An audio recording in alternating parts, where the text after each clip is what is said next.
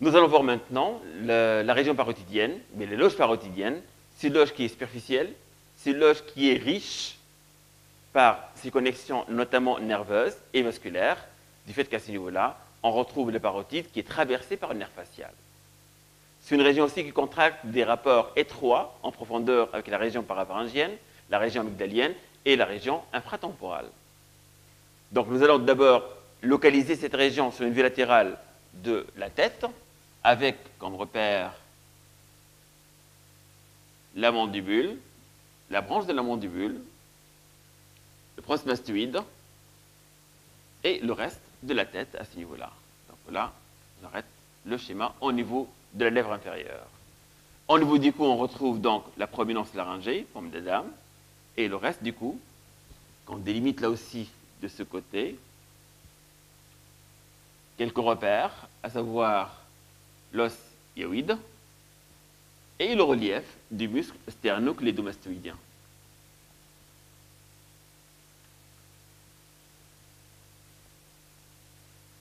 Alors, 3 points de repère qui permettent de diviser la région suprayoïdienne en ses régions secondaires.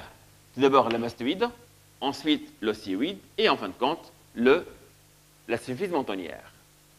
Ensuite, horizontalement, on va dresser aussi une ligne qui va passer par l'angle de la mandibule, ce qui nous fait maintenant 2 régions. Tout d'abord, une région postérieure, derrière la branche de la mandibule et en avant de l'oreille, c'est la région parotidienne. Et en bas et au-dessous et en avant, on retrouve une deuxième région qui est la région submandibulaire. Par l'occasion, et c'est le passage du ventre antérieur de l'homoïdien qui va délimiter une 3e région à ce niveau-là qui est au-dessous de la région parotidienne, qui est la région carotidienne, qui est la région du trigone carotidien. Alors, ce qui reste maintenant, c'est la région infrahyoïdienne proprement dite. On va s'intéresser maintenant à cette région-là. C'est une région qui est assez confinée, superficielle, mais assez avec des prolongements à l'intérieur, et avec une paroi qui est assez délicate à décrire. Alors, c'est pour cela que je vais commencer par sa paroi postérieure qui est formée par ce qu'on appelle le rideau stylien. C'est un ensemble des éléments musculaires et ligamentaires qui vont descendre depuis la base du crâne jusqu'à l'os hyoïde, et ils vont être aussi fermés par une membrane qui va les attacher. Alors, nous allons commencer ça par une vue latérale du crâne, avec, je vais l'étaler un tout petit peu pour mieux voir cette région-là, avec donc l'arcade zygomatique, comme tout à l'heure,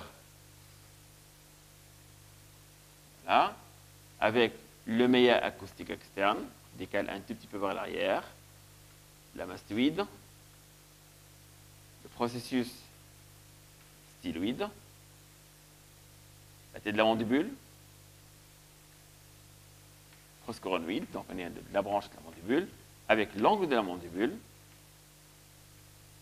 qu'on va suivre vers l'avant avec un bord alvéolaire antérieur et supérieur, et le maxillaire qui est là. Donc là, cavité orbitaire que je schématise grossièrement, avec les dents, si vous voulez. Là. Voilà. Bien. Je vais ajouter maintenant l'os hyoïde.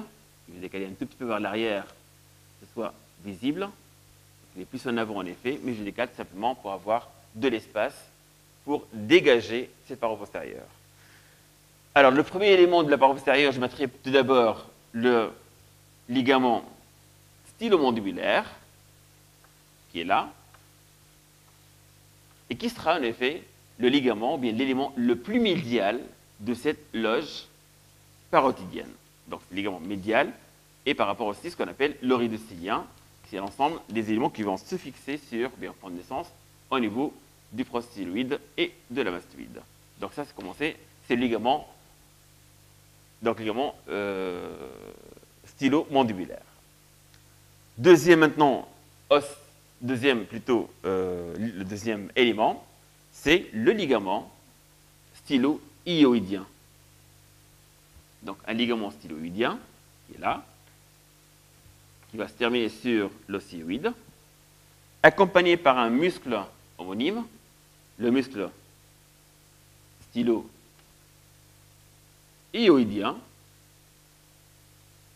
qui va enjamber un autre muscle qui va passer, qui va le traverser.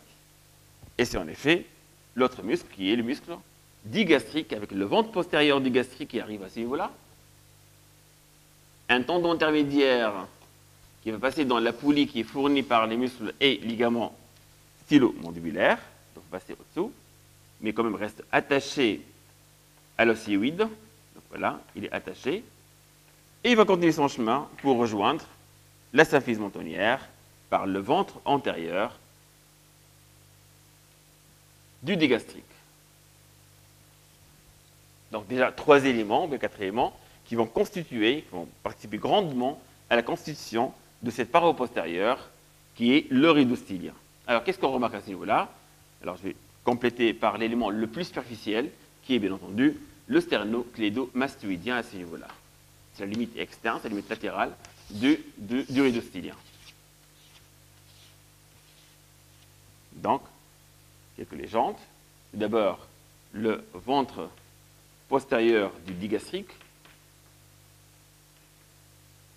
le sternoclédomastoïdien, les stylo-hyoïdiens, le stylo mandibulaire comme ligament.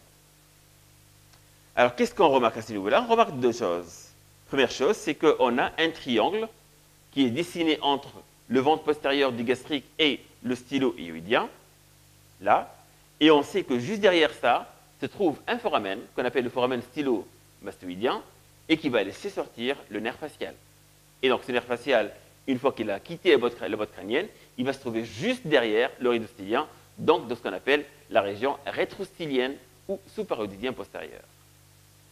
Deuxième triangle maintenant qui va se constituer, c'est entre le entre le stylo-hyoïdien et le stylo-mandibulaire qu'on voit ici à ce niveau-là. Et autre chose, c'est qu'on a une continuité, comme vous le voyez, entre la loge mandibulaire et la loge parotidienne, et la loge submandibulaire à ce niveau-là. Une continuité complète. Alors, en effet, qu'est-ce qui va se passer? L'élément le plus médial, qui est le stylo-mandibulaire, il va se réfléchir sur le bord postérieur de la mandibule, de l'angle de la mandibule, et devenir superficiel pour se terminer sur le muscle sternoclédomastoïdien, et donc, il va devenir l'élément le plus superficiel. Donc, la limite médiale de la loge, c'est le stylo-mandibulaire, et la limite latérale, c'est cette bandelette-là, qu'on appelle la bandelette mandibulaire.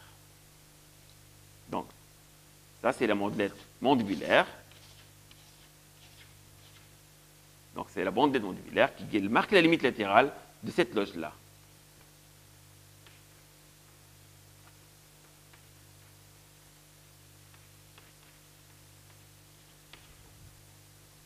Et entre les 2 éléments, le stylo-mandibulaire et la bandelette, on va voir un échange de fibres horizontales transversales qui vont séparer complètement les 2 loges, la loge parotidienne en haut, la loge submandibulaire par en bas. Alors, on peut revoir ça d'une vue supérieure et ensuite une coupe pour montrer les différents éléments qui vont constituer ça. Alors, avant de passer, on va dire que ces éléments-là vont être revêtus par une membrane, voilà, qui va fermer les espaces, voilà, et elle va aussi se terminer sur un élément en dedans qu'on a vu avec l'articulation temporomandibulaire, qui est le ligament sphéno- et temporomandibulaire, qui vont marquer la limite postérieure de la plévrose via du fascia interptérygoïdien. Donc tout cela, on a donc fermé complètement l'espace en arrière, là, et on a bien délimité la parotide par en arrière et aussi par en dedans. En dehors, il n'y a que le fascia cervical qui le délimite, à ce niveau-là, alors qu'en avant, on va voir la paroi est déformée par quoi. Mais avant de passer en avant, on va voir ce qu'on peut voir lorsqu'on va couper l'ensemble des éléments qui constituent ce rideau stylien, et on va voir l'ensemble par en haut. Alors par en haut, on retrouve d'abord la mandibule. Je mettrai uniquement l'angle de la mandibule qui est là. Donc on le voit par en haut, là. On voit la face postérieure, bien le bord postérieur de la mandibule, de la branche de la mandibule. On retrouve aussi les différents éléments qui vont passer vers, tout d'abord, la mandibule. Là, par exemple, c'est le ligament stylo-mandibulaire. Donc, c'est le ligament stylo-mandibulaire. Par la suite, c'est le ligament stylo-hyoïdien qui dépasse donc cette région-là. Ensuite, le muscle stylo-hyoïdien et le ventre postérieur du gastrique. Donc ça, c'est pareil ici du tout. Avec la réflexion, donc ça c'est le stéréonocleidomastoïdien qu'on le coupe. Voilà. Et la réflexion du stylo-mandibulaire sur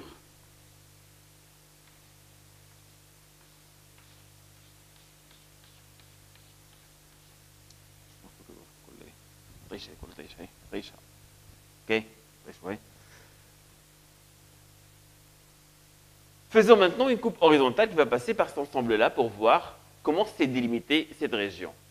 Alors d'abord, quelques repères, quelques éléments de repère, à savoir, donc voilà une coupe horizontale qui passe par l'ensemble. Avec, là par exemple, la cloison nasale, ensuite le maxillaire qui participe à la formation de la paroi latérale de la cavité nasale, avec le sinus maxillaire, il y a hiatus maxillaire, avec aussi en arrière, on retrouve la tuberosité maxillaire qui va être en rapport avec,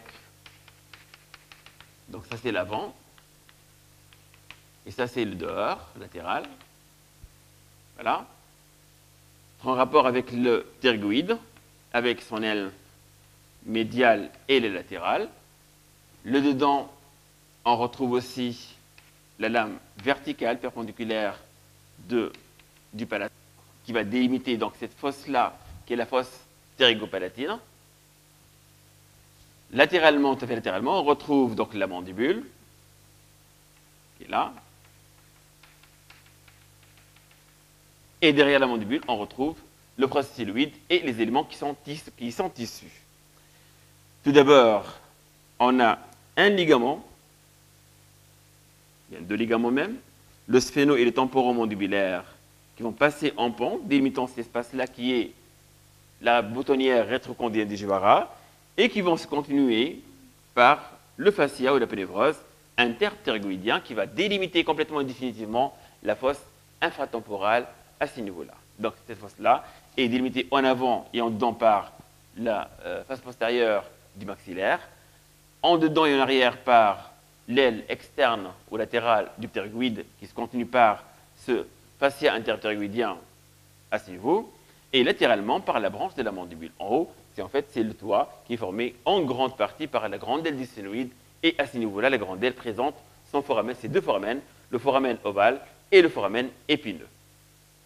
Alors, plus en dedans, on retrouve le muscle ptérygoïde médial, qui va s'insérer sur l'espace, bien dans l'espace interptérygoïdien, et latéralement, on retrouve le muscle ptérygoïde latéral qui est en coupe là. Derrière tout ça, on retrouve les éléments qui vont constituer l'oridostylien, à savoir de dehors en dedans. On a d'abord le muscle sternocleidomastoïdien. Plus en dedans, on retrouve le ventre postérieur du gastrique. Plus en dedans, on retrouve le muscle stylo-hyoïdien avec le ligament stylo-hyoïdien. Et tout à fait en dedans, on retrouve le ligament stylo-mandibulaire qui est coupé à ce niveau-là. Mais il n'est pas coupé tout simplement parce qu'en fait, à ce niveau-là, il va y avoir une expansion qui veut le rattacher à ce ligament plutôt sphéno et temporomandibulaire qu'on retrouve à ce niveau-là en effet. Et donc, il va délimiter en dedans la loge parotidienne par rapport à une deuxième loge qu'on retrouve à ce niveau-là. Et je vous rappelle, à ce titre, tout simplement, c'est que sur le bord postérieur de l'aile médiale, on retrouve l'insertion du muscle constructeur supérieur du pharynx. Donc, on est dans la région parapharyngienne, effectivement, à ce niveau-là. L'ensemble est couvert par le fascia, par la panévrose qui recouvre l'ensemble, qui est là, et qui va se continuer par le fascia cervical superficiel. Donc, entre le styloïde et le mastoïde, on va voir le passage du nerf facial qui va traverser la loge parotidienne pour se retrouver au niveau, bien sûr, la face latérale du muscle masséter que j'ai voulu schématiser à ce niveau-là. Je m'excuse. Donc là, c'est doublé par le muscle masséter. Et donc, on retrouve le nerf facial qui va traverser et va se retrouver sur la face latérale de ce muscle-là, après avoir donné ses branches terminales au niveau de la parotide. Donc, ce qui fait que la parotide va être divisée en deux lobes, un lobe superficiel et un lobe profond par rapport au passage du nerf, mais surtout par rapport à la division du nerf, et surtout si cette division-là, elle est flexiforme. De même, on va retrouver aussi un autre élément vasculaire, du fait que l'artère carotide externe, qui remonte vers le haut, elle va passer d'abord sous le rideau cylien, là, jusqu'à l'espace entre le ligament et le muscle stylo-hyoïdien, et à ce niveau-là, disperser le diaphragme stylien pour se retrouver même à l'intérieur de la loge parotidienne. Donc là aussi, on va retrouver l'artère carotide externe à ce niveau-là, au profond de cette zone. Donc ça, c'est l'artère carotide externe qu'on la retrouve à ce niveau-là. Donc artère carotide externe, avec le nerf facial qui est là.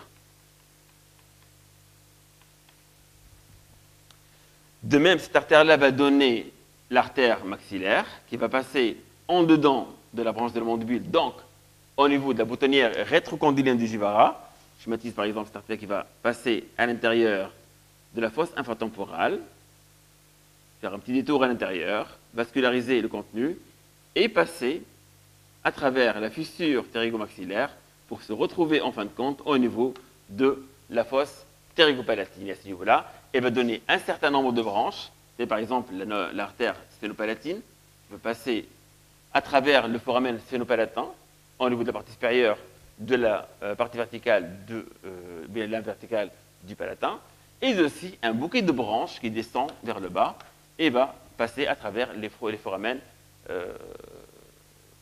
donc les foramen palatin, le grand foramen palatin ou le grand canal palatin et le petit canal palatin, donc vers l'avant, vers la cavité buccale vers l'avant, donc au niveau du palais sur sa face inférieure, et en arrière pour le voile du palais pour en arrière. Donc comme ça, l'artère maxillaire interne rentre à l'intérieur et aussi vascularise les régions profondes de la face, à savoir la cavité nasale et la cavité buccale, notamment au niveau de son toit. Alors ce qui reste maintenant, c'est que là aussi, on va voir la naissance d'une veine, c'est la veine temporale superficielle, qui va accompagner l'artère temporale superficielle, deuxième branche terminale de l'artère carotide externe, qui va recevoir aussi une veine temporale ou rétro-mandibulaire pour former un tronc veineux, c'est la veine jugulaire externe, qui va se constituer à ce niveau-là, et va quitter la loge parotidienne en traversant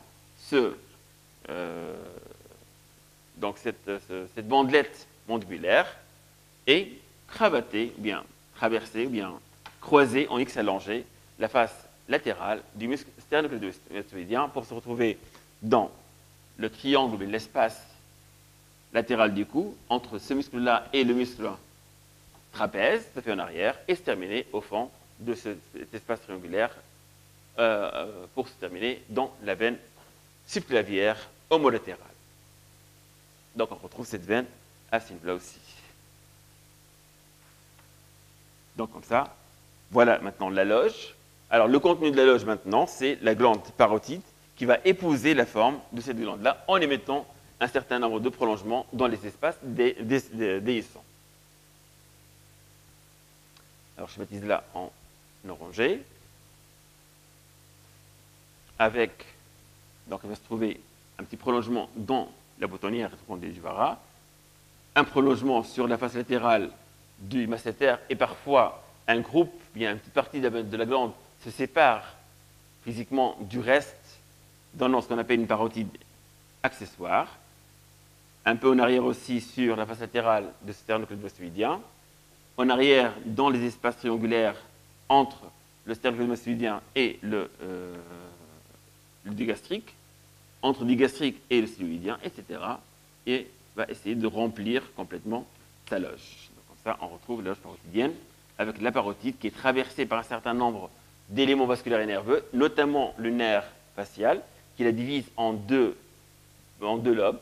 L'important, ce n'est pas la glande en elle-même, mais l'important, c'est de préserver le nerf facial lorsqu'on est en chirurgie parotidienne.